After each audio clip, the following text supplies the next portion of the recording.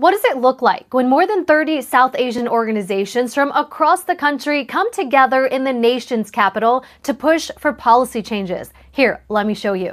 I'm Joti Rekhi, a video fellow with Central Desi, and I'll tell you what their demands are at a briefing once I head inside. Come on, let's go.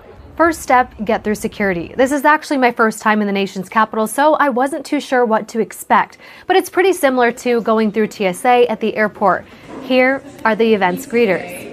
We're now going to head down to the briefing and hear from Representatives Pramila Jayapal and Grace Meng. Wow, this is absolutely stunning. Here's our meeting space. Today I stand before you as the first, and unfortunately still the only, but hopefully not for too long, South Asian American woman in the United States Congress. The convening was led by Asada Power, Manavi, Muslims for Just Futures, and Raksha, with support from the Building Movement Project, in response to immigration policies under the current administration. It is absolutely critical that we make our voices heard on our specific needs while joining the broader coalition to reform our broken immigration system. New Jersey's very own Navneet Bala, the executive director of Manavi, introduced the panelists. They included Sajco, Asian Refugees United, the Sikh Coalition, South Asian Network, the Dalit Solidarity Forum, and Raksha. One of the most important things that South Asian Coalition brings is the infrastructure and the collective power building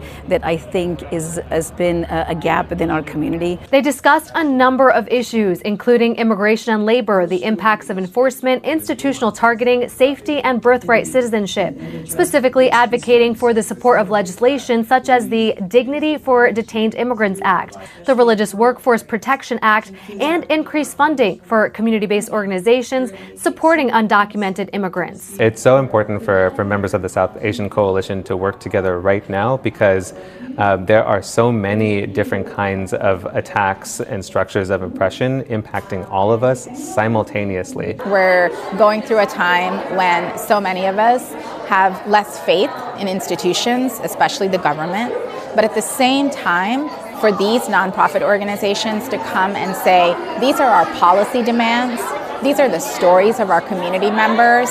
It is vital in doing any sort of civic agency work in the United States. If you're interested in getting involved in future convenings, be sure to reach out to Asada Power or any of the many organizations that were at the convening. And if you like this content, be sure to give myself and Central Desi a follow.